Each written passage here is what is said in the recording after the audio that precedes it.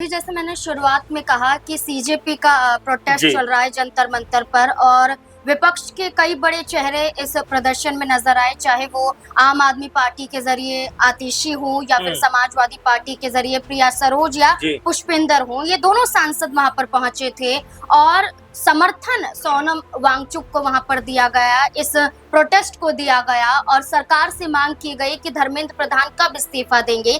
लेकिन हमने राहुल गांधी हो, प्रियंका गांधी वाड्रा हो, ये बड़े चेहरे जो अक्सर प्रदर्शन में सबसे आगे दिखाई देते हैं। हमने महिला पहलवानों का जिक्र अक्सर किया है, वहां पर प्रियंका गांधी वाड्रा मौजूद थी, उनका समर्थन करती हुई नजर आई थी।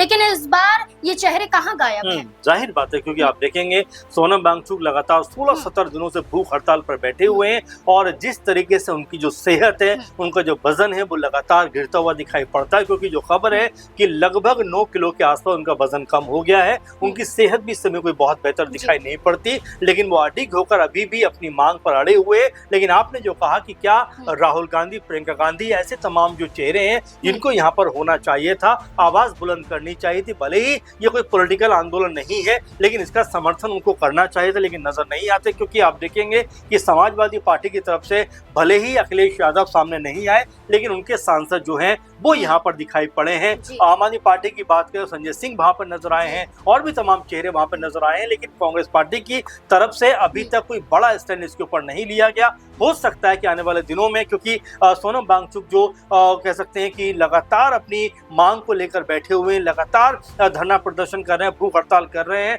और जिस तरह की उनकी मांग है अभी तक भी सरकार ने उनकी कोई सुध नहीं ली है, उनके ऊपर कोई ध्यान नहीं दिया है। जबकि अगर हम देखें तो उनकी जो हालत है, उनकी जो तबीयत है, वो लगातार नासाज होती हुई दिखाई पड़ती है। डॉक्टर की टीम लगातार उनका निरीक्षण करने में लगी हुई है, जांच करने में लगी हुई है, तमाम तरह से उनको सचेत करने में लगी हुई है। लेकिन अभी भी सोनम वांगचुक जो है वो अपनी मांग पर अडिग है। अब देखना होगा कि कांग्रेस पार्टी की तरफ से भी क्या इस भूख हड़ताल को लेकर कोई आवाज बुलंद होती है, या अभी तक भी जिस तरह ये पार्टी खामोश रही है, आगे भी खामोश रहती हुई नजर आती है।